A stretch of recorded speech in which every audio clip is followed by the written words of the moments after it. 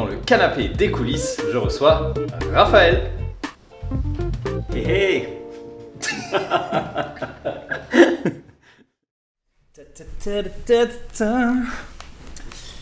Ok. Eh ben Raph, Oui. bienvenue dans le canapé des coulisses. Les coulisses. Et oui, parce que c'est tout ce qui se passe en off après la fermeture du rideau.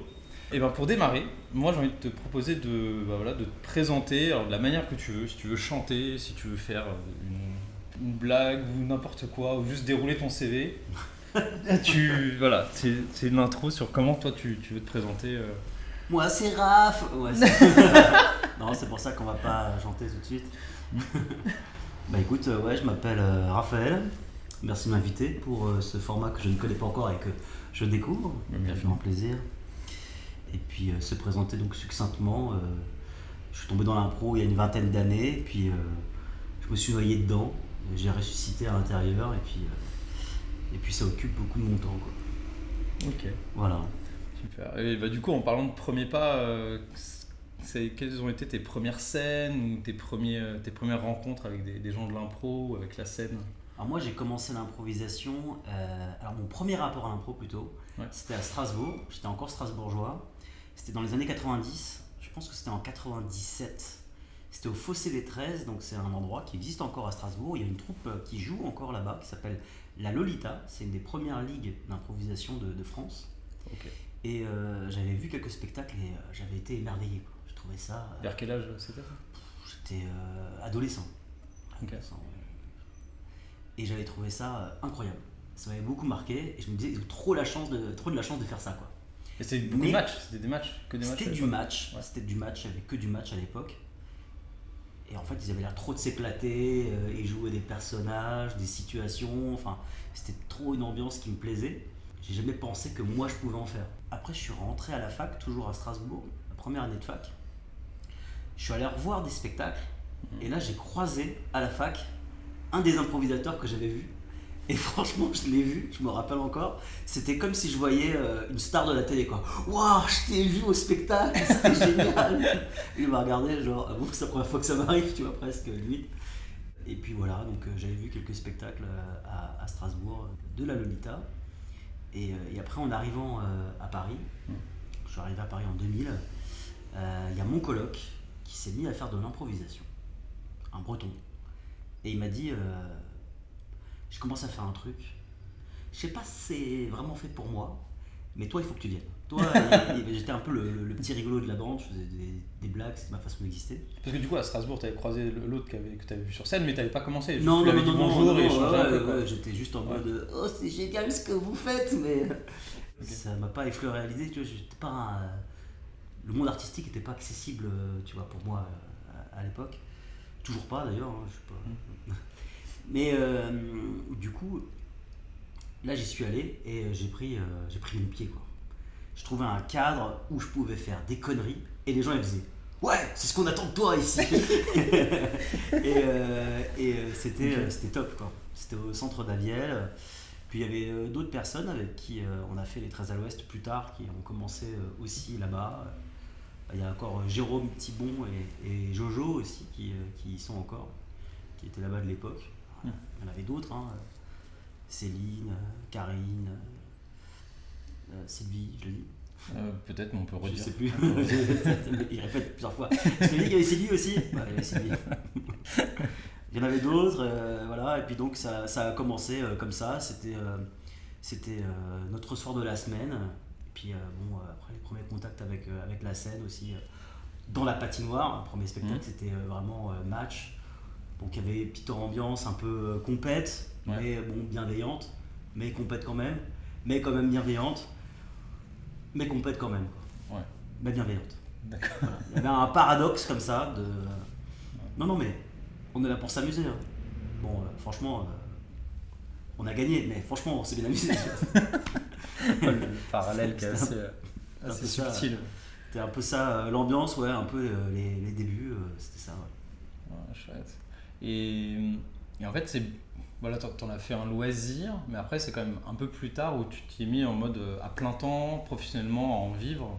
Ou au moment où tu avais créé un pro studio Quand j'ai commencé l'impro, c'était un passe-temps et je me suis pas posé la question de comment vivre de ça. Ouais. J'étais déjà très content de trouver un cadre, mais ça a été une évidence tout de suite. C'est-à-dire que quand je suis allé là-bas, il y a eu un avant et un après. C'est-à-dire vraiment, j'ai kiffé faire ça, mais c'est vrai que j'avais envie de plus. J'avais envie de plus, j'avais envie d'un niveau où on est vraiment à fond. Et c'est vrai qu'après Daviel, il y a eu les 13 à l'ouest. Hein. Moi j'étais parti, j'ai dû faire une pause parce que j'étais parti vivre au Japon. Bon, je suis revenu, j'ai réintégré et j'étais à fond. J'étais à fond, surtout quand j'ai commencé à travailler, quand j'étais plus étudiant. On était au 13 à l'ouest. Là c'était on va dire en 2006. Les 13 à l'ouest ont été créés en 2005. Et puis en 2006, donc là, je commence à travailler, à avoir un peu d'argent et me dire j'ai plus de devoirs à faire, tu vois. Ouais. Parce que les études, j'essaie quand même de le faire un peu sérieusement. Et là, je me suis consacré à fond au développement même de l'asso. Quoi. Et je voulais qu'on fasse, mais genre, au moins 40 dates par an, tu vois, genre qu'on joue. Tu vois, dès qu'il y avait une date, il y a un match, c'est un petit truc, c'est à 80 bornes dans un bled. Ouais, on y va, tu vois. On prenait tout ce qu'il y avait, tu vois, on essayait de jouer le max possible. Et donc ça, c'était une première période, on va dire, d'amateur qui a très envie. Et puis à un moment, j'en avais peut-être trop envie. Enfin, disons que ça m'animait tellement, c'était tellement devenu une passion que même au boulot, je m'occupais que de l'assaut. Mon patron le savait, mais il m'arrêtait. Du moment que tu faisais le taf. Bah là, je faisais le taf, j'essayais d'automatiser mes tâches pour avoir du temps. Et puis bon, parfois je partais tard aussi le soir, je pouvais travailler le week-end, mais j'avais pas une dichotomie tellement entre quand est-ce que je m'occupe des 13 à l'ouest, quand est-ce que je m'occupe du bon boulot, tu vois. C'est-à-dire que c'était un peu random les deux. Mais honnêtement, je pense que ma boîte a beaucoup payé le développement des 13 à l'ouest. C'est chouette. Et donc, on se posait la question. En fait, il y avait un peu un schisme même à l'époque entre les personnes qui voyaient ça comme un passe-temps et ceux qui avaient envie de faire ça plus sérieusement. Et ça, c'est un truc que j'ai constaté souvent, ça arrive dans les groupes d'improvisation, c'est par rapport aux attentes. Ouais. Donc tu vas avoir des groupes qui vont se scinder en deux au bout d'un moment, ou des gens qui vont partir. Et moi, j'étais toujours très attaché à ma tribu. C'est-à-dire, j'avais envie de faire les trucs, mais avec les copains. Et j'ai compris après, donc je suis passé par plein d'étapes. Je veux dire, l'impro m'a apporté beaucoup de choses parce que je partais très très loin. Et ça m'a fait comprendre que ça reste des copains, mais tu peux avoir des projets à côté, à toi aussi. T'es pas un traître parce que tu fais quelque chose d'autre ailleurs. Et même, au bout d'un moment, les gens, ils sont saoulés, tu vois. Ils veulent... ça va, tu leur demandes trop. Ouais. Faut que t'ailles piocher ailleurs, que t'ailles échanger ailleurs. Vas-y, on a encore une date là, tu viens et tout. Mais je peux pas, putain. J'ai une vie, moi. C'est ça ma vie, tu vois. Et donc du coup, là j'ai appris à lâcher prise, du coup. Mais même le vrai lâcher prise sur ta vie, c'est-à-dire même tu as une passion, tu as des choses que tu as envie de faire, mais tu n'as pas le contrôle dessus. Parce que c'est ça en fait, tu lâches prise sur les choses sur lesquelles tu n'as pas le contrôle et tu trouves un autre chemin pour y aller. C'est pas abandonner non plus, tu vois, c'est pas une résignation pure, mais il y a un moment, il faut quand même pas être buté et accepter que les choses ne marchent pas exactement comme tu voudrais. Et c'est là que je suis parti vivre aux États-Unis et que j'ai fait des formations d'improvisation dans 2 écoles, principalement à New York. Mais ça, c'est toujours financé par ta boîte parce que tu continues à bosser et tu étais muté aux États-Unis. C'est financé par ma boîte, c'est financé par moi avec l'argent que je reçois de ma boîte, mais ils m'ont pas dit directement tiens on te paye pour faire ça. Mais je bossais quand je suis parti à New York. Ça c'était l'occasion fait le larron, tu faisais ça en parallèle là-bas. En fait j'étais allé à New York avant en tourisme et j'avais découvert donc les spectacles là-bas et j'avais pris une énorme claque. Je me suis dit ah ouais, en gros on est à la préhistoire de l'improvisation, tu vois, on est encore enfermé que dans le match, eux ils font plein de choses et je me suis dit ah ouais, je vais vraiment apprendre plein de trucs et dans ma tête je me suis dit ça peut me faire une différenciation Et ça pourrait me donner peut-être, tu vois, la légitimité ou au moins l'aplomb d'essayer d'être pro en rentrant. Et du coup, j'ai fait les écoles là-bas. Tout mon temps libre, j'allais voir des spectacles, je prenais des cours. C'était quoi le nom d'école ou des profs que tu as eu là-bas? Alors j'ai fait UCB, Upright Citizen Brigade. Ok. Et Magnet Theatre. Magnet, ok. Voilà, Magnet Léman. Voilà. Ouais. Super bien, enfin bon, j'ai adoré les deux endroits. Et vraiment, Impro Studio, c'est une pâle copie de Magnet, quoi. Je dis une pâle copie, il y a toujours une adaptation évidemment locale. Mais j'ai tellement aimé mon expérience là-bas, cette ambiance un peu famille, tu viens, t'es une communauté, t'es pris dedans, t'as plein d'activités liées au cours, t'as le théâtre consacré à ça, c'est super sympa l'ambiance. Ouais, t'as pas juste les cours et au revoir, ciao. Ouais, c'était pas compétitif, c'est-à-dire à UCB, t'avais beaucoup de gens qui venaient avec des attentes, tu vois. Donc c'était déjà des comédiens. Il y avait moins de gens juste pour le loisir, il y avait quand même beaucoup de gens qui voulaient se professionnaliser. Ouais. Et c'était assez cher, tu vois. Là maintenant ça a fermé à cause du Covid, UCB. C'était énorme, hein. Ils faisaient plus de 50 cours hebdomadaires. Ok. 50, peut-être 100, mais c'était énorme le nombre de classes qu'ils avaient. Et ils avaient des grands noms, tu vois, pas connus chez nous, mais aux États-Unis, même des gens qui jouent dans des séries, etc. Ça coûtait très cher, enfin relativement par rapport au prix que nous on paye ici, c'était beaucoup plus cher. Okay. Non, c'était au module. Quand je suis tout arrivé au tout début, même les moins chers, c'était $300 le module de 8 cours. Et c'est vite monté à $500, voire plus. Maintenant, il y a encore à Los Angeles, UCB, je crois qu'ils sont à $550 le module. Ok. Ouais. Donc c'était un bon investissement. Moi, j'en faisais 3-4 en même temps. C'était un bon investissement, mais bon, c'est New York, tu as la paye qui va avec, donc tu investis là-dedans. Et donc les gens venaient avec des attentes, tu vois. Il y avait souvent. Ils voulaient en avoir pour leur argent, quoi. Voilà, c'est ça. Et ils savaient. Moi, je me rappelle, il y avait un cours où j'étais venu. Le nom est très long du mec, je suis même pas capable de le dire. Je l'appelais Anthony, c'est son prénom. Quand Trump faisait sa présidentielle, il est devenu vraiment très connu parce que c'était c'est pas un vrai sosie, tu vois, mais c'était un imitateur de lui et il passait sur toutes les chaînes. Donc il était déjà un petit peu connu, et puis dans les spectacles d'impro, c'était une vraie star. Moi je le connaissais pas, je m'étais inscrit mais au pif à son cours, tu vois.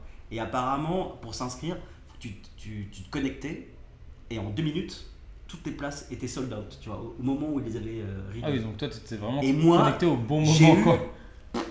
Une moule de malade. Vraiment, parce que je savais pas, tu vois, je suis arrivé, je me suis connecté, je me suis dit, et tous, avant qu'on arrive, on était dans la salle. Tu disais, je sais même pas qui c'est. Et puis tout était là, ouais, putain, c'est incroyable, on va voir Anthony, machin, tout, il arrive et tout. Et puis, franchement, les mecs, ils étaient en mode gala, tu vois, ouais, il paraît que machin, enfin, il parlait de sa vie privée. Moi, je disais, mais on n'est pas venu pour ça. Et le mec, il est arrivé, et donc tout le monde était très impressionné de l'avoir. Bah, moi, fatalement, comme je ne connaissais pas. C'est nobody pour toi pas trop, mais c'est vrai qu'il était super. Et c'est vrai que il m'a marqué quand même comme prof. C'est un des exemples, tu vois. Anthony, avec le nom qu'on n'a pas à prononcer, quoi. Voilà, pardon, j'ai trop honte, en fait. Je suis nul en nom de famille, quoi. Je suis nul en nom de famille, je dois l'avouer. Non, mais t'étais tellement intime avec lui que t'as retenu que son prénom, quoi. C'est exactement ça. Voilà, j'ai un peu digressé, je crois. Ouais, c'était tous les cours que t'avais pris là-bas.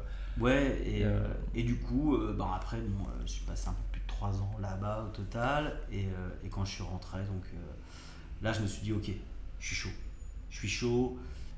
Il faut apporter l'improvisation comme elle est là-bas, et même comment elle est proposée, c'est-à-dire accessible.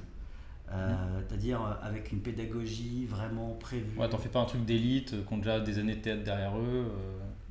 Enfin, c'est ça que tu veux dire par proposer. C'était pas tellement ça, l'impro. En fait, il y avait plusieurs choses. Il y avait cet aspect-là, c'est-à-dire c'est pour des gens qui pratiquent déjà le théâtre, qui sont comédiens et qui viennent. Mais c'était aussi, c'était réputé pour les gens qui avaient déjà pas mal de bagou, tu vois, qui avaient déjà une grosse répartie, et puis qui venaient et qui faisaient leur place. Et les autres qui venaient, c'est pas qu'ils se faisaient maltraiter, mais ils se sentaient pas à leur place, ils se sentaient pas bien parce que. On leur permettait pas de raccrocher le train, quoi. Ouais, c'était quand même compliqué Et moi, je me suis dit, l'impro c'est génial, mais pour tout le monde, en fait, c'est ceux qui en font pas qu'on a le plus besoin, parce que pour tout ce que ça apporte, pas seulement d'affirmation de soi, mais. Et moi, il y a un truc que j'ai découvert là-bas, je vais te dire très honnêtement, je pense qu'avant de partir à New York, je pensais avoir un petit truc, c'est-à-dire j'avais une assez bonne répartie, je mettais quelques punchlines et j'avais quelques personnages, tu vois, donc j'avais parfois les étoiles en fin de match, tu vois, donc j'avais l'impression d'être un improvisateur qui tenait la route. Et en fait, d'après les standards d'aujourd'hui, j'étais nul. J'étais vraiment nul parce que niveau écoute, c'était pas ouf, quoi. Niveau écoute, moi j'avais des idées qui arrivaient dans ma tête et je les balançais. Ouais. Et les idées de l'autre, c'était juste des supports pour lui en mettre une, mais franchement, je devais vraiment pas être agréable à jouer. Non, à mon avis, c'était vraiment insupportable. Et justement, à New York, quand ils sont arrivés, le premier cours, ils ont fait on va faire du oui et. J'avais jamais fait du oui et dans ma vie avant. Presque une dizaine d'années en France, quoi. Alors que là, on se dit, on sait que c'est la base, l'un des premiers trucs qu'on nous apprend maintenant, quoi. Ouais. Nous, effectivement, on a gardé ce truc-là, c'est notre fer de lance par rapport à l'écoute et le oui et, qui nous paraît hyper sain et logique. Mais moi, j'ai appris sur le tard. C'était pas évident de prime abord, si tu veux. Et donc, et ça a tout changé. Et je trouve ça génial, effectivement. Alors, c'est mal perçu parfois, c'est-à-dire que c'est comme tout. C'est-à-dire que quand la chose, elle est simplifiée, on va dire c'est débile, parce que oui et, ça veut dire accepter quoi ? C'est compris comme, en fait, tu peux pas dire non. Toi, c'est oui et, tu peux pas dire non. Et je pense que, malheureusement, les personnes qui n'ont pas eu la formation initiale du oui et qui l'interprètent par la suite, je comprends, tu vois, ils se disent on est obligé d'être dans le consentement. Mais en fait, il y a deux niveaux de consentement. Il y a celui du personnage et celui du joueur, du comédien. Bon, ça tu le sais, tu as fait les cours, donc tu fais bien la distinction. C'est par un pro studio. Voilà. Mais donc du coup, en fait, non, on comprend bien que le consentement, c'est au niveau de la proposition qui est faite par le joueur. On a une idée de jeu, mais évidemment, si je mets un enjeu sur le fait que je veux te tuer, t'assassiner, si ton personnage y réagit, fait bah oui, bute-moi, tire-moi là. C'est-à-dire qu'on sent pas vraiment que tu joues l'enjeu. C'est pas très crédible, quoi. Voilà, tu joues pas vraiment l'enjeu. Donc c'est pas ton personnage, il doit pas juste stupidement dire oui. C'est-à-dire c'est plutôt le personnage qui doit accepter la proposition, la jouer de manière crédible, c'est-à-dire jouer une réaction à ça. Donc on va juste pas nier la proposition qui a été faite. Et donc là on peut pas dire non, le oui et c'est une technique débile, oubliez-la. Après on peut faire du non et. Bah oui, bien sûr qu'on peut faire du non et, mais c'est le personnage qui dit non. Non, je vais m'enfuir. Il a accepté qu'il y avait un risque. Il a accepté de se faire l'enjeu. En fait, tu dois accepter l'enjeu, la proposition qui a été faite. Après, effectivement, il y a aussi toute une conversation par rapport à qu'est-ce qu'on joue ensemble. Et parfois, même entre acteurs, il y a des sujets qui sont parfois lourds ou joués de manière indélicate. Et bien sûr, là, on a le droit aussi de manière un peu maligne de recadrer pour pouvoir faire une improvisation sur un autre registre. Évidemment. Mais sur le principe de base, c'est-à-dire que si on est sur un cadre sain et on ne part pas de nulle part, on essaye plutôt d'aller dans le sens de la proposition de l'enjeu de l'autre. Et c'est ça le principe du oui et. Ce que moi, je ne faisais pas avant, très honnêtement, tu vois. Bien sûr. Des sortes de bases qu'on a maintenant, on dit toi tu es allé les piocher à droite à gauche. C'est pas en France que j'ai appris ça. C'est pas en France que j'ai appris ça. Mais en France on a appris plein de trucs, mais après je pense que c'est aussi ma personnalité, tu vois. On le voit, il y a des personnes qui arrivent, qui ont plein de qualités, qui sont créatives, qui balancent plein de choses, mais par contre qui écoute moins, qui valorise moins l'idée de l'autre. Ouais. Et moi j'étais plutôt de ce profil-là. Et je trouve ça génial maintenant de valoriser l'idée de l'autre, d'en faire quelque chose. Et c'est pour ça que avec Seb, on adore faire le spectacle Le Mixeur avec des débutants, parce qu'ils arrivent avec des idées qu'on n'a jamais vues, tu vois. Ouais, et puis des fois, beaucoup de refus aussi. Des fois, mais ils bien arrivent, sûr, et ils sont vierges de tout, mais dans les refus, c'est une proposition. On l'a vu, tu vois, donc quelque part. Une fois, tu étais en Amazonie, tu disais bah, on va aller par là en pirogue, et elle te disait non. Après, tu as dit bon, on y va à la nage, elle te disait non, on va y aller à pied. Enfin, tu fais ouais, là, faut se les manger et puis arriver à rebondir sur tous les refus, toutes les propositions de refus. Ouais. Bah, tu fais allusion à une improvisation qu'on avait faite, effectivement. Et donc, c'était une petite fille de 11 ans qui avait déjà eu le courage de venir sur scène et qui disait non à toutes les propositions. Mais c'était génial parce que on en a fait un personnage qui dit non, comme la poupée qui fait non, tu vois. Et en fait, on l'a justifié en disant que c'était une altesse, et du coup ça justifiait qu'elle faisait que à sa guise et qu'on ne proposait rien. Mais en fait, dans son jeu, c'était génial. Et après, elle avait envie de tuer tout ce qu'elle voyait, donc c'est génial, ok. Oh, c'était assez drôle. En tout cas, à voir, c'était vraiment sympa. Mais en fait, dans tout comportement, quelque part, il y a une envie sous-jacente, et si tu arrives à la comprendre, à la valoriser, tu arrives à avancer. Enfin, maintenant, j'ai changé mon fusil d'épaule par rapport à comment je jouais dans les années 2000. Donc, tu arrives à transformer tous les trucs en or. On essaye, c'est le Graal d'y arriver. On essaye, mais c'est vrai qu'avec ce spectacle, ça nous entraîne beaucoup. Voilà. Peaufiner les talents bruts. Et du coup, Impro Studio, c'était une idée que tu avais avant de partir aux États-Unis. Je crois que tu avais rencontré Aline, vous étiez croisés, vous étiez dit oui, il faut qu'on fasse un truc ensemble. Et quand tu es revenu en France, c'est là où vous avez concrétisé la naissance de l'asso. Alors, comment ça s'est passé ? Alors, avec Aline, on était ensemble au 13 à l'Ouest avant que je parte vivre aux États-Unis. Ouais. Et on était tous les deux dans le bureau. Donc, moi j'étais au 13 à l'Ouest précédemment. On s'est rencontrés à Strasbourg avec Aline une fois. Mm-hmm. On s'est rencontrés une deuxième fois 1 an plus tard, au même endroit. C'est encore son anniversaire. Le running gag. On s'est dit, tiens, cette fois-ci on s'appelle vraiment et on fait un truc. Elle est venue, elle a participé à un spectacle avec nous, elle est venue à un entraînement, elle a bien matché. Elle a rejoint les 13 à l'Ouest. Du coup, elle a rejoint le bureau après aussi rapidement parce qu'elle était très motrice et très motivée. Et en fait, on faisait une assez bonne team et on a bien développé les trucs au 13 à l'Ouest, tu vois. On avait vraiment la vocation de professionnaliser les choses, tu vois, dans le fonctionnement. Et puis, moi, j'avais cette grosse envie, effectivement, de devenir pro, mais je ne savais pas comment faire. Et Aline aussi, alors Aline, elle avait fait des cours Florent, mais elle te dira mieux ce qu'elle a fait de son côté. Et donc, elle voulait devenir comédienne. Et moi, ce qui m'intéressait beaucoup quand même, c'était le fait de jouer, mais le fait de transmettre. Et j'arrêtais pas de dire, mais venez, on fait un cours de débutant, comme ça on forme des gens, c'est plus facile de les intégrer après, parce que s'ils n'ont pas les bases, c'est toujours un peu compliqué. Et le reste des 13 Ouest, c'était pas chaud pour ça. Et donc quand j'étais aux États-Unis et que j'ai fait ces écoles, je me suis dit, ok, je vais m'inspirer un petit peu de comment ils font et créer une école comme eux. J'ai trouvé le nom, Impro Studio, parce que je voulais un truc, tu vois, un peu comme Actor Studio, qu'on comprenne, c'est un truc de base, hein, avec l'impro, voilà.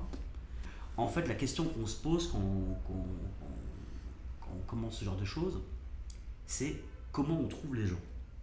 Et je me suis dit, il faut faire des cours d'initiation, les gens ils viennent, ils découvrent, ils voient que c'est génial, et puis ça nous convertit. Voilà. Donc tu vois ce qu'on appelle une offre d'appel.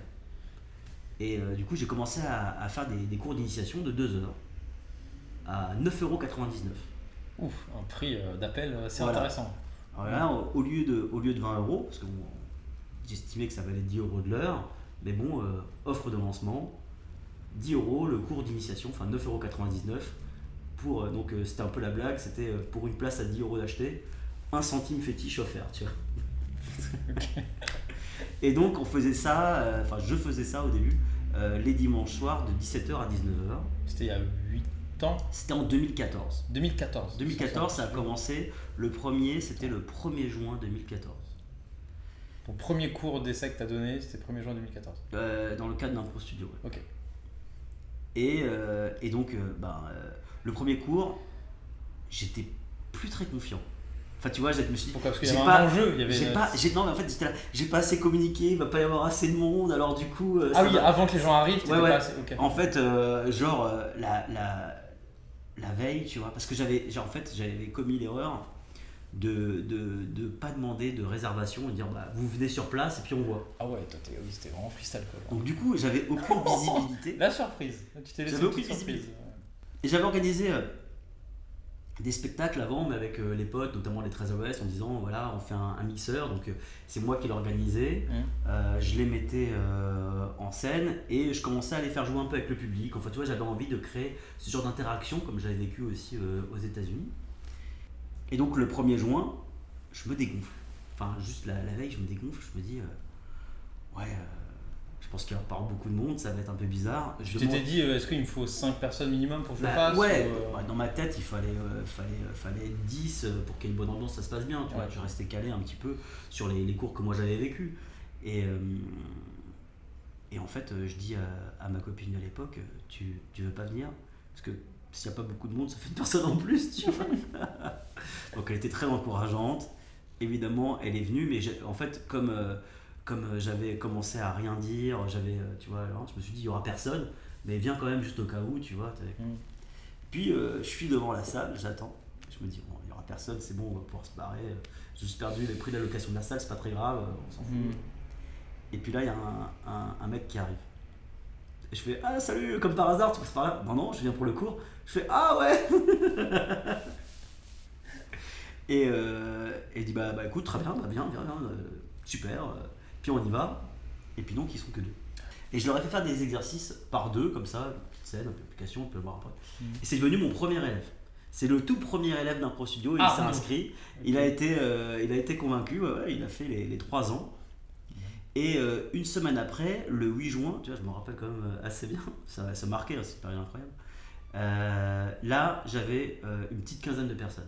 J'avais un peu mieux communiqué, j'avais demandé à des potes de venir. T'avais appris de la com d'avant. Ouais, voilà, mais il y avait plein de potes, même des 13 à l'ouest. Il y avait Sam, il y avait Guilain, il y avait Catherine, il y avait d'autres personnes que j'avais rencontrées à UCPA, il y avait, enfin voilà, tu vois, plus des gens de couchsurfing. Oui, t'avais différents réseaux quand même. Oui, voilà, j'avais différents réseaux, plus des gens, et puis je m'étais inscrit sur OVS, Meetup, et puis je communiquais pour venir.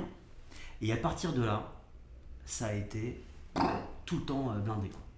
À partir de là, les gens sont sortis, ouais, c'est super chouette, etc. Il y en a un autre la semaine prochaine, je reviens, je le dis à mes potes, et puis blam, et puis avec les OBS et les meet-up. Boule de neige, quoi. Du coup, tout le mois de juin, blam, et en fait, j'avais des gens sur liste d'attente. Ah ouais. Tu t'es mis quoi comme cap max d'élèves? 15. Ah oui, tu commences juste avec 15. Une classe. Ouais, c'était juste des cours, des drop-in, enfin des cours à la carte, tu vois. Donc tu t'inscrivais, donc j'avais quand même mis un truc de réservation, tu vois. Les gens réservaient, je savais combien il y avait de personnes, et max, et puis je jouais sur les listes d'attente, tu vois. Ça me prenait un petit peu du temps, mais bon, j'avais que ça à faire, j'étais vraiment très motivé, on va dire. Ouais. Et donc les cours étaient bien remplis, et j'étais là, waouh, putain, c'est génial. Et donc, arrivé fin juin, donc ça marche super bien. Je me dis, ouais, ça marche, je vais faire vraiment une école. J'étais suivi en plus par un coach entrepreneur à côté. Qui t'aidait pour monter. Ouais, qui essaie de me mettre les jalons, tu vois. Donc, il y avait tous les trucs du business model, comment tu vois. Et puis j'avais revu Aline, évidemment, qui était aussi au 13 et qui me disait, ouais. Tu me dis, hein, c'est un machin. Bon, je lui dis, écoute, Aline, ça marche super bien. Moi, je pense que je vais pas pouvoir donner tous les cours. Je pense qu'il y en a assez pour que tu participes et que tu en donnes aussi si ça te branche. Et puis c'est parti. Puis elle commence à faire ses premiers cours aussi. Comme ça, moi, il y a des moments où j'ai pu partir aussi pour les vacances. Et puis, un cours par semaine, on est passé à 2, puis à 3. Et donc, du coup, l'été se passe. On a une grosse réserve d'élèves. Et dès la rentrée, on ouvre une classe. Une deuxième classe, une troisième classe et même une quatrième classe. Dès la première année de lancement. Dès la première année de lancement, on a déjà 60 élèves. Et donc, waouh, ça marche bien, plus tous les spectacles et une ambiance de folie, quoi, vraiment, tu vois. C'était au Kibélé dès le début? Kibélé dès le début, ouais. Punaise, ok. Kibélé dès le début, et c'était encore Tokai à l'époque. Puis le lieu, moi j'ai toujours bien aimé ce lieu. La salle, elle est cool. Après, il y a encore eu des travaux, elle a été encore améliorée, même en haut. Et voilà, c'était un lieu, on savait qu'on pouvait se retrouver et puis improviser. Donc on ne demande pas grand chose, hein, je veux dire, tu peux mettre un peu de musique, t'as une scène. Ça démarrait comme ça au studio. Ah, génial, ouais, sacré histoire. Ah, sur les chapeaux de roue, quoi. Ouais, et puis après, l'année d'après, on a augmenté le nombre de classes, et puis chaque année, on a augmenté le nombre de classes, jusqu'au Covid. Ah, c'était là où il y avait le max de classes, quoi. On était arrivé en 2019-2020, ouais, on avait 9 classes impro studio, et en plus, en off, il y avait la première année des Fayot que je coachais, donc ça faisait littéralement quasiment 10 classes. Tous les soirs de la semaine, il y avait... Punaise, ouais. Et on avait une bonne équipe, enfin c'était vraiment cool. On a eu les grèves qui ont commencé à nous embêter. Après, il y a eu le Covid, ça a été une année assez difficile. Ouais. Et le Covid, évidemment, pour tout le monde. Hein.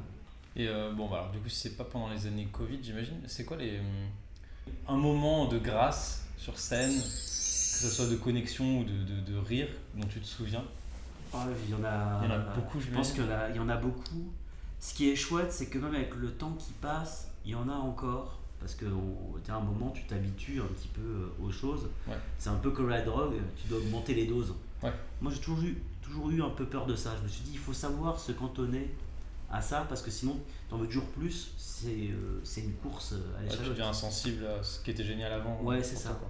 Et moi, je pense que je suis très sensible à passer du bon temps avec les gens, tu vois, les voir rire. Enfin, c'est un truc, tu vois, financièrement, je m'en sors. Mais par rapport à quand j'étais chef de produit, c'est pas le même ordre de grandeur. Oui, c'est sûr. Mais je m'en fous parce que c'est la finalité qui compte, tu vois. Je veux dire, ton argent, finalement, il sert à être bien. Donc le plus important, c'est la finalité. Et moi, c'est ce qui me nourrit le plus, tu vois. Tous ces moments, tous ces instants que j'ai pu partager, tous les gens que j'ai rencontrés, la reconnaissance même immédiate, tu vois. L'impro, c'est la reconnaissance immédiate. Tu fais un truc bien sur scène, les gens, ils rigolent tout de suite. Les élèves, ils apprennent des trucs, ils sentent bien, ils te le disent tout de suite. Ce que je veux dire, c'est que par rapport à beaucoup de métiers, tu as une reconnaissance, une gratitude immédiate qui s'inscrit même dans le temps. Et ça, c'est grisant aussi. Tu vois. Ouais, carrément. Moi, je garde comme souvenir pas mal de gros spectacles. Les premiers où on avait invité les équipes de Québec à jouer, tu vois, en patinoire, ou quand on faisait des déplacements et qu'on partait jouer ailleurs, ou les tournées au Québec, quand tu jouais dans les grandes salles. Oui, si je me rappelle, oh là là. En 2007, début 2007, avec les 13 à l'Ouest, on était parti jouer à Lannion avec la Lilane, la troupe de Lilane. La Lilane, okay. Si je me rappelle bien du nom, qui jouait au Palais des Congrès de Lannion. Donc c'est une belle salle de 300 sièges, tu vois, un truc comme ça, qui était bien remplie avec une bonne grosse ambiance. Et j'étais chaud. Et j'ai vécu vraiment un truc fort avec le public ce soir-là. Je m'en souviens encore. C'était chouette, quoi. Et après, il y a des impros aussi. Tu sors, t'es vraiment avec la transe jusqu'au bout. Je me rappelle les improvisations qui me marquaient beaucoup, où j'aimais bien aller, au début en tout cas, des matchs. C'est ce qu'on appelait la zapping. C'est-à-dire, tu vois, quand l'arbitre sifflait, il fallait, dans la même position, interpréter une autre impro. Et en fait, ça me stimulait beaucoup. Et l'autre aussi. Et je me suis déjà retrouvé avec des gens très chauds. Et on était plus dans la bataille que, tu vois, le machin, mais c'était le premier qui avait une idée et la plus décalée par rapport au truc. Et je me rappelle, le public était fou, quoi. Quand tu sortais de ça, il y avait une ambiance électrique, voilà. Et là, les gros kiffs, c'est vrai que dans la variété des spectacles qu'on fait, le mixeur, c'est vrai qu'avec Seb, parfois on s'appelle le lendemain, on est là, c'était de la bonne hier. Parce qu'on a plané, quoi. On a plané, même, il y en a plein d'autres, hein, quand les spectacles se déroulent tout seuls derrière. Il y a des anecdotes insolites aussi qui étaient incroyables. J'ai un très bon souvenir aussi d'un duo qu'on avait fait avec Flavien à Nanterre pour l'université. On avait résumé une thèse et en fait on a gratté. On a écouté donc la conférence, on a gratté sur le papier toutes les idées, les machins, tac tac tac tac tac tac tac. Et après on avait une demi-heure de jeu. Et on est parti à deux en freestyle avec notre note pour faire une histoire qui réincorporait le maximum de choses qu'on avait compris. Attends, c'est une vraie conférence d'une thèse. Ouais. Et après, vous faisiez un spectacle juste après. C'est ça. Ok. Et en fait, c'était comme dans les films américains. C'est-à-dire qu'au tout début, tu avais le chef du département. Tu sentais qu'il était hostile derrière et tu avais on fait jamais ça, pourquoi ils font ça, pourquoi ils organisaient ce truc-là, tu vois, genre, c'est quoi, ils regardaient du coin de l'œil, tu vois. Des enfantillages. Et puis on commence à faire le truc et on voit ça prend le public. Et tu vois, c'est les moments où on est en transe, très belle connexion, très beau déroulé, très beau développement. Et puis le public à la fin, standing ovation, ils sont tous comme des fous, ils viennent nous voir. Et puis là, tu as le chef de département qui était plutôt récalcitrant au début, tu vois, qui fait poussez-vous, je vais aller voir. Comment vous faites ça? Comment vous avez fait ça? Et ouais, c'était comme dans les films, tu vois. Et puis, tu vois, c'était même au début, les applaudissements, tu vois, tu voyais presque au début, c'est le mec tout seul comme ça. Tu vois, genre, c'était, enfin moi, ça m'avait assez saisi. Et puis les gens de la thèse, j'avais encore, même après, je me dis mais vous nous avez fait capter des trucs. Nous, ça fait des années qu'on bosse dessus. Vous nous avez fait capter des trucs dont on n'avait même pas conscience, quoi. Et donc, là c'est incroyable. C'est le Graal quand même. C'est les moments où tu es touché par la grâce. Tu vois, on a vraiment été touché par la grâce. Donc il y a d'autres choses comme ça, mais c'est vrai que j'avais bien aimé. Je pense que c'est la fois où j'ai préféré le plus jouer avec Flavien. C'est sûr que sur 20 ans, après, ça s'accumule pas mal de choses. Génial. Résumer une thèse, c'est original comme exercice. Franchement, j'adore. Là, je suis content. Là, on va faire un spectacle de vulgarisation scientifique à Polytechnique pour une porte ouverte et la fête des sciences. Et moi j'adore. Parce que toi t'es passionné, tu me racontais plein de choses que tu découvrais sur les trous noirs, sur l'univers. T'as une grosse appétence pour tout ce qui est science. Ouais, j'aime bien. J'aime assez bien les sciences. Comprendre. En fait, c'est des bases solides sur lesquelles tu peux te reposer. Parce que ça change pas tous les matins, tu vois. C'est des théories assez stables, ça se reproduit et pour moi donc c'est un socle solide sur lequel tu peux construire ta pensée. Et tu peux faire des analogies avec. Et j'aime bien. Parce que du coup dans connaissance, tu parles aussi, tu parles couramment japonais. Alors, t'as pas trop pratiqué dernièrement, mais tu as quand même des sacrées bases. J'ai fait une maîtrise à l'INALCO, donc et j'ai vécu là-bas. Bon, et je vais te dire, pour parler, c'est surtout le fait d'avoir été en couple pendant 2 ans avec une japonaise qui m'a aidé. Donc je me débrouille à l'oral. Maintenant, à l'écrit, je t'avoue, ça va être beaucoup plus compliqué. T'as fait des scènes au Japon ou pas? Non. Est-ce qu'il y a une grosse scène d'impro au Japon? Bah écoute, en fait la seule fois où j'ai vu de l'impro un peu japonaise, c'était à New York, dans un restaurant japonais du côté de St. Mark Place. Ils faisaient ça les lundis soirs. Ça s'appelait Bats. Ça veut dire punition en japonais. Là, maintenant, tu vois, je suis même plus sûr. Il y avait 2 japonais, le maître de cérémonie et une petite femme. Mais il le faisait en japonais ou en anglais? Il le faisait en anglais. Okay. Mais ils étaient 2 japonais, donc je te dis le maître de cérémonie, qui jouait le rôle un peu d'un méchant qui leur donnait des contraintes difficiles à exécuter. Okay. Et une petite japonaise toute mignonne en kimono. Et en fait, il leur donnait des contraintes incroyables à faire. C'était très drôle, ils étaient très bons. Et ils se vautraient quand même. Et après, donc, il y avait la punition. Et c'était la petite gamine, qui arrivait, qui les punissait avec des châtiments incroyables. Par exemple, elle prenait des tubes de paintball et elle leur tirait dessus à 3 mètres. Ils souffraient, tu vois, comme ça. Non. Donc du coup, les mecs, ils essayaient vraiment de respecter les contraintes parce qu'ils savaient que derrière, il y avait la punition, quoi. Et À bout portant avec un paintball. mais ouais, mais pas très loin. Ouais, Ouais, ça fait des sacrés petits bleus quand même. C'était il y a bien 10 ans. Hein. Ou alors, ils devaient mettre leurs mains dans une boîte où il y avait plein d'attrape-souris, tu vois. Ça se refermait sur leurs doigts et ça. Ah Ou alors ils devaient manger du wasabi pur, tu vois. Enfin, que des trucs comme ça.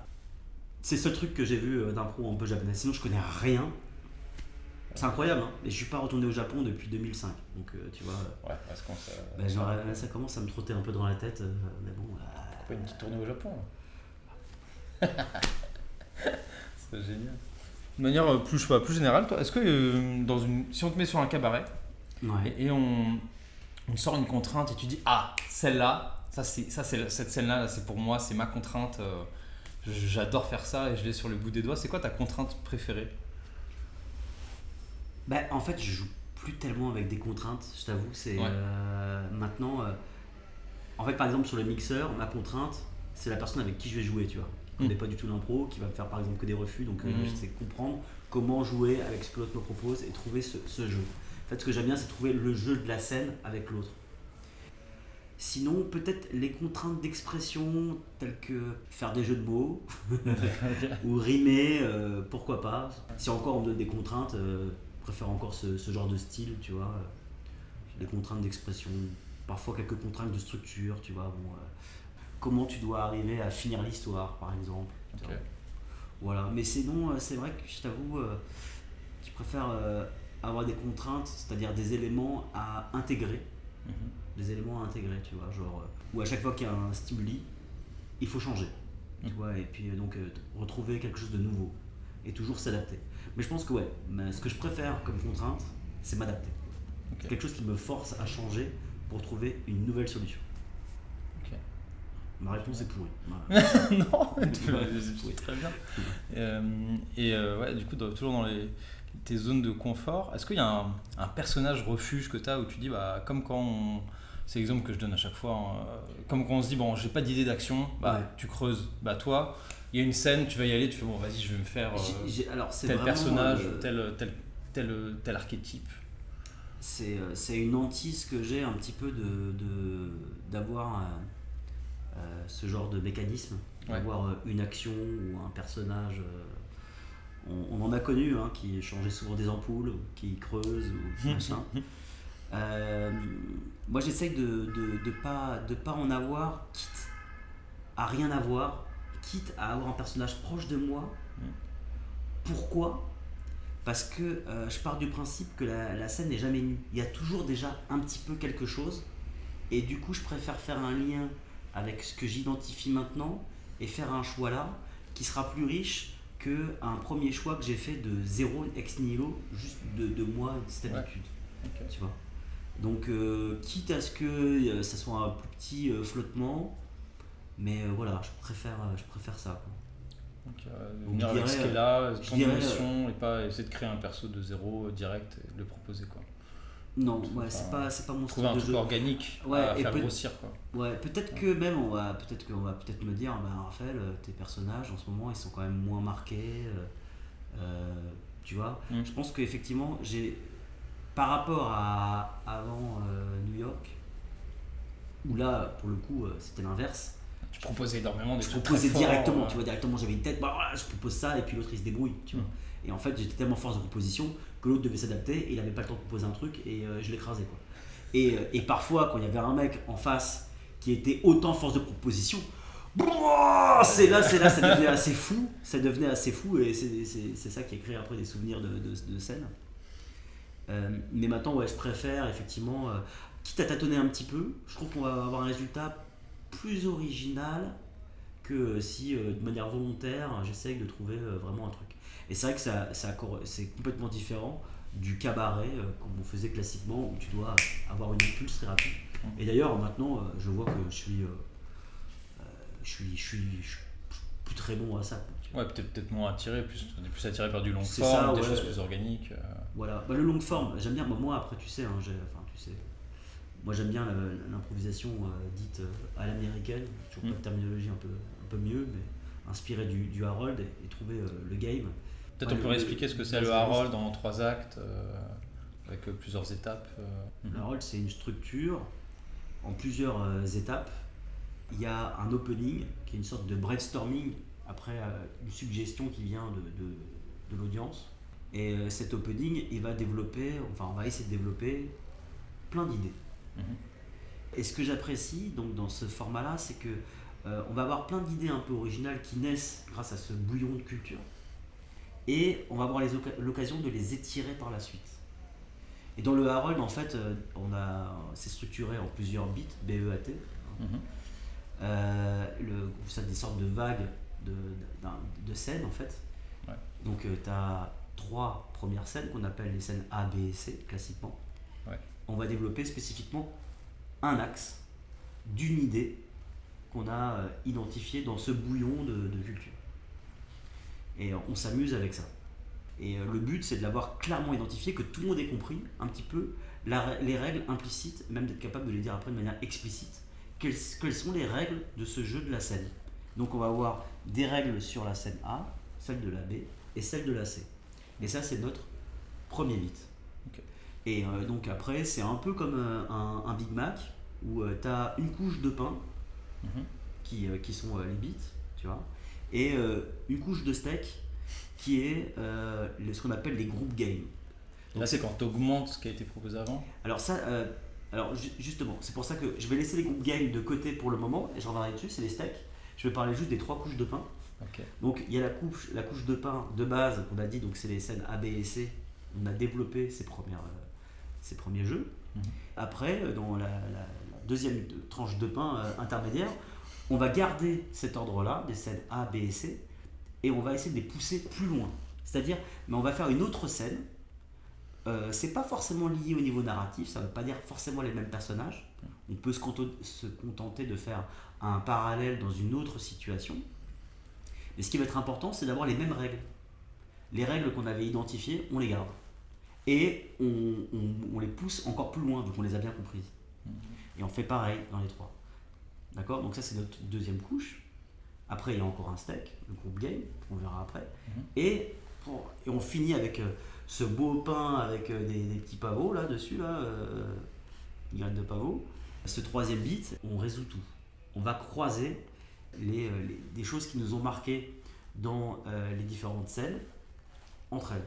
Donc on va croiser A et B, B et C, tu vois. Donc, et ça va faire des trucs vraiment très amusants. Voilà. C'est une méthode pour arriver à construire des sketchs ensemble de coécriture. Et je trouve que c'est vrai, en termes d'intelligence collective, c'est le format qui marche le mieux, mais il faut le pratiquer pour vraiment le cerner, parce qu'il faut avoir cette approche que tout le monde cerne et apprenne à identifier les games latents de la même manière. Ouais. Et donc après, les group games, ça reste aussi des jeux, sauf que ce sont des jeux qu'on fait à plusieurs. Donc il y a tout le cast qui vient, donc souvent c'est entre 6 et 8 personnes, parfois même plus sur scène. Et entre ces 3 étapes, quoi. Voilà, donc à chaque fois c'est le steak entre les trucs de pain, ensuite c'est un Big Mac. Et en fait, il y a aussi une règle très simple que tout le monde fait en même temps, ou l'un après l'autre très rapidement. On peut identifier 2 types de steaks. Donc tu as vraiment ceux où on est en chœur, et puis tu as ceux où il y a une petite variation, chacun un peu son tour. Propose succession comme ça. Après tu auras plein d'autres petites subtilités, j'essaie de simplifier pour ceux qui découvrent pour la première fois qu'est-ce que ça peut être que le Harold. Et donc ce principe de jouer avec une base réaliste pour trouver de manière très naturelle un game, c'est quelque chose qui moi m'a beaucoup marqué, plutôt que d'être volontaire et de proposer des choses un peu trop stéréotypées ou caricaturales, tu vois, et avoir des scènes qui se ressemblent beaucoup, tu vois. Quitte parfois à avoir des tomates, tu vois, c'est-à-dire tu vois plusieurs fois le même groupe jouer et puis tu te dis mais c'est le même truc, c'est pareil. Voilà, donc là je sais plus quelle était la question, tu vois, je veux dire. C'était tes contraintes préférées, du coup toi c'était plutôt oui, voilà. ce mode de contrainte et tout ça, quoi. Ouais. Ma contrainte, c'est l'autre. C'est ça, c'est avec ça que j'ai envie de jouer. Après, oui, il peut y avoir d'autres contraintes qui viennent de l'extérieur qu'il faut intégrer, tu vois. Et, ajouter, voilà. Et est-ce que t'as une scène ou je sais pas, un spectacle où tu te souviens où vraiment, même si c'est de l'impro, où ça s'est vraiment pas passé du tout comme prévu? Bah, ça se passe rarement comme prévu, vu que c'est de l'impro, sinon ça veut dire Vraiment, que c'est un peu planifié. en sortant, tu t'es dit, mais là, on est c'était parti trop à c'était pas bien, tu veux dire Ouais, ou un c'était mauvais vraiment- souvenir, c'était- c'est ça Ouais, c'était compliqué. Oh quoi. oui, il y en a, il y en a. Alors après, je pense que j'ai un esprit qui essaye de filtrer, qui a du mal à se souvenir des mauvaises. Il y en a, hein, ça c'est sûr. Il y en a Mhm. qui me revient tout de suite là.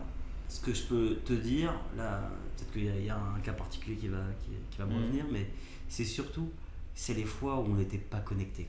C'est-à-dire, entre joueurs sur scène, on s'est pas trouvé. Ouais. On s'est pas amusé. Et il peut y avoir des raisons externes à ça, c'est-à-dire, comme on est des humains et qu'on a des histoires entre nous, on peut avoir un différend, donc du coup on va avoir du mal à. Et là ça va faire rarement un bon spectacle. Ouais. Ou bien il y a des conditions extérieures, tu vois, il s'est passé un événement qui nous a marqué. Bah tiens, voilà. Le 13 novembre 2015, le soir de l'attentat. Ouais. Donc on faisait une anecdote insolite, ça se passait au Japon. Franchement, c'était pas notre meilleure anecdote, je pense. Hein. Le spectacle n'était pas parti spécialement pour être fou. Et puis en plein milieu, là, on jouait avec Élise à l'époque notamment. Je crois qu'il y avait, il y avait Aline évidemment, et je crois que le quatrième c'était Meg. Élise vient me voir en coulisses, elle me dit je viens de recevoir un SMS. Juste avant de commencer. Il y a une attaque, non, on est en plein jeu. Ah merde. On est ok. en plein jeu. Alors en plus, en général, on captait jamais. Bah oui, Dans qui le bêlait truc. au sous-sol, on Et a rien. elle arrive à capter, elle a un message, et elle me dit, voilà, elle me montre le truc, elle est affolée. Elle me dit, il y a eu une attaque, il y a un machin, etc. Voilà, moi je peux plus jouer. Et je vois le truc. Et c'est là que c'est marrant, c'est en 2 secondes, tu vois, c'est en 2 secondes impro. En 2 secondes, mon cerveau switch complètement, il se passe un truc vraiment important, il faut le dire. Et là j'arrive directement devant le public et je leur dis, écoutez, on vient d'apprendre qu'il y a eu une attaque qui vient de se faire. Je pense qu'il faut qu'on s'informe, qu'on communique auprès de nos familles pour dire que nous, ça va, qu'on voit ce qui se passe. Et les gens, ils me regardent, ils pensaient que je jouais. Ils pensaient que c'était encore de l'impro. Ouais, ils se tapaient des barres. On fait, ah, super drôle. Genre. Et non, mais je dis, non, je déconne pas. Tu vois. Donc, on remonte, et puis on commence à checker, et voilà, et on passe une nuit horrible, enfermé au Kibélé parce qu'il y a des Fallait pas rumeurs, sortir. qu'il y a des snipers qui tirent à vue en haut. Donc on reste avec les rideaux enfermés jusqu'à 3 heures. Et donc là, ouais, je pense. Ouais, c'est mon pire souvenir. C'est mon pire souvenir Ah, le soir des attentats. de loin, quoi. Et ben, Mais donc, et quand il y a des événements externes qui arrivent, ça peut te toucher, tu vois. Et puis voilà. Et puis souvent, quand il n'y a pas beaucoup de public, tu sais, le public c'est très porteur. Hein, tu vois, t'as des gens si qui t'as vont pas l'énergie Et, du groupe, c'est sûr que ça donne des moins bonnes scènes. Au Oui, final. oui, je me souviens d'un spectacle où on avait 2 personnes dans le public. C'était le soir de la fête de la musique. Et du coup, les gens, apparemment, pour une fois il faisait beau parce que souvent il pleut. Pour une fois il faisait beau. Nous on était dans notre cave en train de faire ouais, bon, vous n'avez pas faire de l'impro. Et on s'est dit, bon, on va peut-être l'annuler. Et puis là, on a un couple qui vient de Belgique, mais presque exprès pour venir nous voir parce qu'ils avaient déjà vu le spectacle, ils avaient adoré. Et ils ont fait, bah ouais, on avait vu qu'il y avait une expo à Paris qu'on avait envie de voir, on a vu que vous jouiez aussi, alors on s'est dit, bon, on va passer notre week-end à Paris. Et ils venaient de loin en Belgique, de Liège, tu vois. Ouais, t'allais pas annuler alors qu'ils étaient venus carrément exprès pour vous. Et ouais, et donc il y avait ce couple, peut-être encore une autre personne, tu vois, donc il y avait 3 personnes dans le public. Et on a fait, bon, bah, on va quand même le jouer, et je pense que c'est. Voilà. C'était Et le bon, bah voilà. spectacle intimiste. Quoi. Voilà, spectacle intimiste, voilà. Mais bon, ce que j'aime bien dire, c'est un petit public, une grosse ambiance, tu vois. Leur responsabilité, il faut qu'ils fassent. Faut qu'ils compensent. C'est, voilà, ils ont autant d'importance que nous, tu vois, à ce stade-là. Voilà. Ouais, carrément. Ouais, faut savoir faire avec ce qui vient, quoi. Mm-hmm. Et est-ce que t'as des... Parce que période Covid, c'était hyper compliqué pour tous les gens de milieu artistique, les intermittents et tout. Comment tu... C'est quoi la résilience que tu as eue post-Covid ou des adaptations ou tu sais, des petits garde-fous que tu te mets maintenant pour dire ok, au cas où il se repasse un truc comme ça, je mets ça en place. Enfin, je sais pas, comment tu raisonnes en post-Covid avec un Pro Studio quoi. Ok, ouais, c'est une question intéressante. Pas la plus facile. J'imagine. C'est pour me laisser le temps de réfléchir. Mm. En fait, la première approche, ça a été il faut aider les gens à revenir et leur donner des garanties qu'ils ne vont pas tout perdre.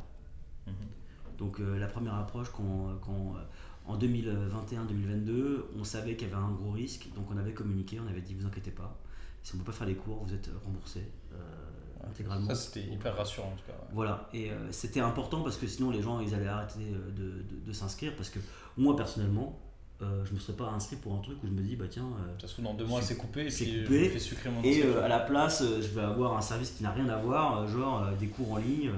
Il y a des gens qui ont adhéré mais quand même la majorité j'ai eu beaucoup de mal à me mettre dedans moi. Voilà. En Zoom, tu dis bon on fait l'effort mais c'est pas pareil que d'être dans la même pièce, la même énergie. C'est même pas la même chose. Ouais. Pour moi, on peut pas dire que c'est l'improvisation théâtrale, on peut dire à la rigueur que c'est de l'impro vidéo et il faudrait le développer sur plein d'axes différents. Mais là, je suis en train de partir sur autre chose.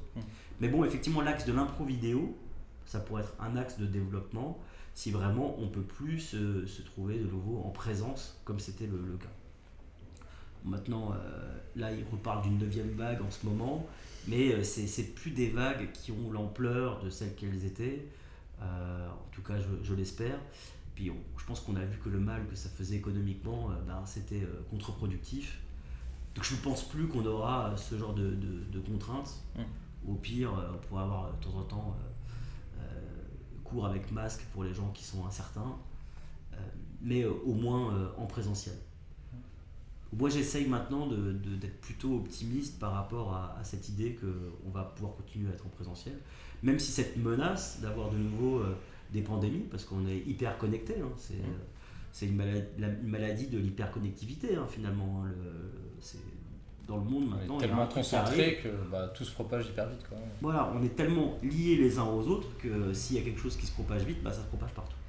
Voilà. Bon, alors maintenant ça va devenir une maladie comme la grippe, théoriquement, voilà. Donc, il faut encore faire attention. Hein, je veux dire, au niveau sanitaire, c'est pas complètement réglé pour tout le monde. Et c'est vrai que nous, on s'adresse à une population de gens qui sont encore assez vigoureux, assez jeunes, et qui doivent quand même, je pense, vivre leur vie, et on peut pas leur priver d'avoir ce genre de moment d'interaction avec d'autres personnes, sinon on arrête la vie. Ouais. Donc ça me fait plus peur, mais je savais que ça reviendrait progressivement. Moi j'avais pris conscience que quand ça a commencé, par rapport à ce que j'avais compris dans les grandes lignes, que ça allait durer quand même 2 ans. Maintenant, je suis plus rassuré, au moins là-dessus. Je peux dire que c'est pas le Covid qui me fait peur, c'est plus la récession. Et le fait que les gens, leur portefeuille fondent et qu'ils doivent faire des choix. Et le choix va toujours aller plus vers l'essentiel. Il faut d'abord manger, il faut d'abord se vêtir, il faut avoir un toit sur la tête, il faut se soigner. Dans la pyramide de Maslow, l'impro c'est un peu au-dessus. Quoi. Se divertir, c'est un peu après. Donc ça veut dire quoi ? C'est une régression par rapport à l'humanité quand même. C'est un peu dommage, parce que ça coûte pas cher de faire de l'impro, surtout si tu as un petit peu de temps. Je veux dire, on a besoin quoi ? Juste d'un local. Pas besoin de costume. On consomme pas beaucoup d'énergie, tu vois. Même à la rigueur, tu peux me rétorquer, il faut quand même chauffer l'endroit. Ouais. Mais bon, quand t'es 15 dans une pièce en train de bouger, ça va vite. Tu vois, je veux dire, voilà, il n'y a pas besoin de mettre trop de chauffage non plus. Donc je pense que d'un point de vue enjeu énergétique, c'est une activité qui a quand même de l'avenir, surtout qu'elle permet d'augmenter la productivité en dépensant moins d'énergie. Parce que comme ça augmente l'intelligence collective, qui pour moi est sous-valorisée, enfin, il n'y a pas. On a pris conscience de l'intelligence artificielle aujourd'hui, tout ce qu'elle apporte. Mais je pense qu'on n'a pas encore pris conscience à quel point l'intelligence collective est une source d'efficacité, même pour les entreprises. Enfin, ça, moi, je suis assez convaincu de ça. Donc, on a tous ces relais de croissance par rapport à ce que ça apporte, même dans la vie civile et professionnelle, en plus d'être une activité artistique. Voilà. Okay. Alors, pour la résilience post-Covid, bien compris. Et tu as des objectifs sur cette année, du coup, pour un Pro Studio ? tu dis ok, on va structurer ça, ou tu as envie d'amener d'autres axes par rapport à avant? Pour moi, les enjeux, il y a plusieurs axes. Il y a le côté artistique, pédagogique et après, on va dire financier, d'un point de vue personnel. D'un point de vue artistique, s'amuser, continuer à développer des choses, des projets. Nous, on a l'anecdote insolite qu'on va jouer pour la 9e saison. Donc, c'est un format qui roule. Il y a quand même des petits changements, on prend des guests différents. Donc, et puis en plus, comme c'est une pièce improvisée, le challenge est quand même très haut. Donc, il y a quand même un terrain de jeu assez immense. Et même en 10 ans, je pense que tu peux continuer à explorer et à t'améliorer. Et c'est pour ça que je ne suis pas ennuyé de continuer à faire le même format depuis des années. Parce que c'est infini. Ça appartient à nous après d'avoir la créativité, de se dire ok, on est tombé dans certains patterns, il n'y a pas que ces façons de faire, et il faut déconstruire et reconstruire différemment. Donc voilà. Le mixeur, alors pour moi c'est le petit bébé qui marche à fond, qui a un potentiel incroyable. Enfin, voilà, je parle comme ça, mais je le pense vraiment. La baston joviale, ça c'est l'espace pour réunir des gens de tous bords, créer une synergie toujours dans le monde impro, parce qu'on a cette volonté depuis le départ d'aider l'impro à se développer davantage à Paris et même au-delà. Et après donc il y a tous les projets un peu impro students. Maintenant on a un bureau des élèves. Le petit BDE. Ouais, le petit BDE ou le BDI comme ils aiment bien s'appeler. Et là donc déjà il y a 2 projets, il y a les scènes ouvertes et les petites bastons. Et on sent qu'ils sont motivés, qu'ils veulent reprendre de plus en plus. Et on sent qu'ils sont, le BDI, on sent qu'ils sont très motivés, qu'ils ont envie de faire des choses, et c'est vraiment très chouette. C'est comme vous, les 15 000 milliards, tu vois. Et je pense qu'il y a une synergie entre les 15 000 milliards et les impro students, parce que vous restez quand même, et vous êtes un peu les grands frères, les grandes sœurs, quoi, ceux qui montrent. Et puis comme vous êtes, je pense que vous êtes un très bon modèle pour toute une génération. Oh, merci pour nous. Puis en plus on est souvent dans le même lieu au Kibélé, donc on se croise, donc forcément il y a des interactions. Puis toi tu as animé la petite baston la dernière fois, c'est super, tu vois. Plus ça se crée manière, pas que je mange en même temps. Si tu veux. Plus ça se fait de manière inter dans la communauté, tu vois, plus on est content. Et ça nous permet aussi de développer aussi un peu d'autres choses, parce qu'il y a un moment, le problème c'est le temps. Après, donc, on a toujours la pédagogie liée aux différentes classes. C'est la première année où on a 2 classes de 3e année qui vont devenir des troupes. Donc là c'est chouette. Donc on a potentiellement 2 fois plus de 15 000 milliards. Donc ça fait quand même beaucoup de monde pour la prochaine saison. Et puis là, préparer aussi les nouvelles générations, parce qu'après le Covid, on a pris quand même un peu cher.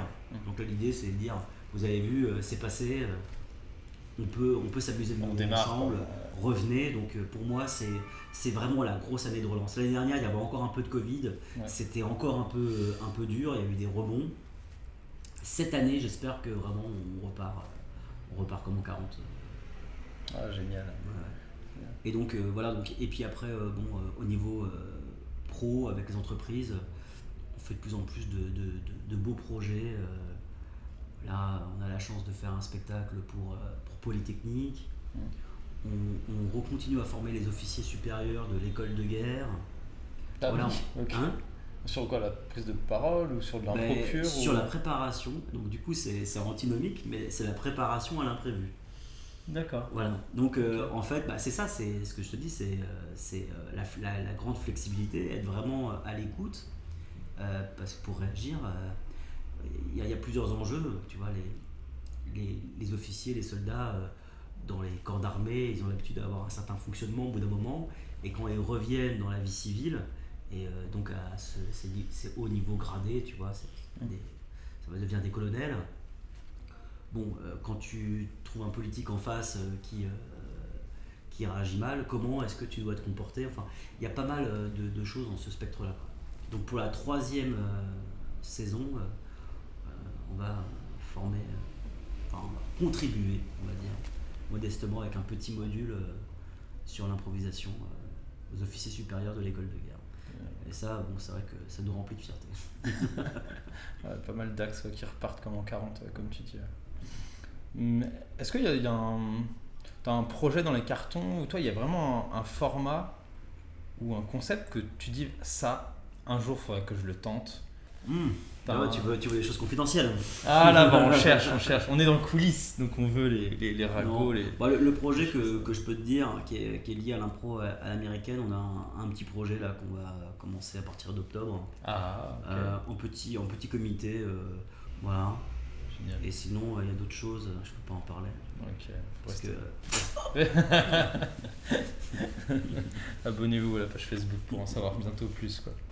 bah, ouais. Trop bien. Bah écoute, Raph, moi j'ai une dernière question. Ouais. On imagine, on est au coin du feu. Raphaël Schaffer, tu as 90 ans. Tu as une longue barbe blanche Putain, si j'y arrive, c'est qui bien. parcourt toute la salle. Et puis t'as tes arrière petits-enfants qui viennent te voir et qui viennent de commencer l'impro. Ils disent papy, c'est quoi ton conseil que tu voudrais nous donner en improvisation? Si t'avais un ou plusieurs Franchement, conseils à donner. le meilleur conseil, il est pas de moi, il est de Dus. Dans les bronzés. D'accord. Oublie que t'as aucune chance, sur un malentendu, ça peut toujours marcher, tu vois. Ne pensez pas que l'impro c'est fait pour les autres, qu'il faut avoir un talent ou quoi que ce soit. C'est en pratiquant qu'on devient improvisateur. Et parfois il y a des gens qui viennent me dire ouais mais moi j'aimerais vraiment avoir une bonne répartie. Mais une bonne répartie, ça veut dire que tu as une bonne réponse et donc tu as bien compris la question avant. Et donc ça veut dire que tu as chargé les éléments. Donc il faut continuer à apprendre, à essayer de comprendre le monde et à écouter ce que les gens disent. Et c'est comme ça qu'on a une bonne répartie. Voilà. Génial. Merci beaucoup, Raph. Et pour clôturer, est-ce que tu veux nous refaire un petit topo? Là, c'est ton moment de pub. Tu veux parler d'Impro Studio, des spectacles qui sont programmés là cette année. C'est ton moment de publicité. Hey, si vous avez bien aimé cette interview, si vous avez envie de savoir ce que c'est qu'Impro Studio, si vous dites mais c'est qui ce mec depuis tout à l'heure qui se la pète et qui raconte plein de trucs, on sait pas ce que c'est. Impro Studio, on propose des cours et des spectacles. Ah oui, c'est intéressant ce que tu dis. Mais où et quoi et comment? Eh bien, on joue régulièrement au Kibélé depuis quelques années. Parce que nous, on aime bien les caves. Et je parle pas de toi, hein. J'espère. Ouais. Ça, c'est autre chose. Ouais. Parce que c'est un lieu tranquille. Et en fait, maintenant, pour les élèves et pas que, pour tous les improvisateurs et ceux qui veulent, tous les dimanches soirs à 19h45, eh ben, il y a un événement. Impro Studio. Ça peut être la baston joviale, une petite baston, une scène ouverte. En tout cas, un moment où il y a de l'impro, où vous allez peut-être pouvoir jouer ou votre troupe. Et après, les vendredis, un par mois, on fait une anecdote insolite. Et un par mois, on fait le mixeur. Et bientôt, il y en aura d'autres. Mais la meilleure façon de rester informé, c'est... Page Facebook. Qui s'appelle C'est Impro Studio. Wow, voilà.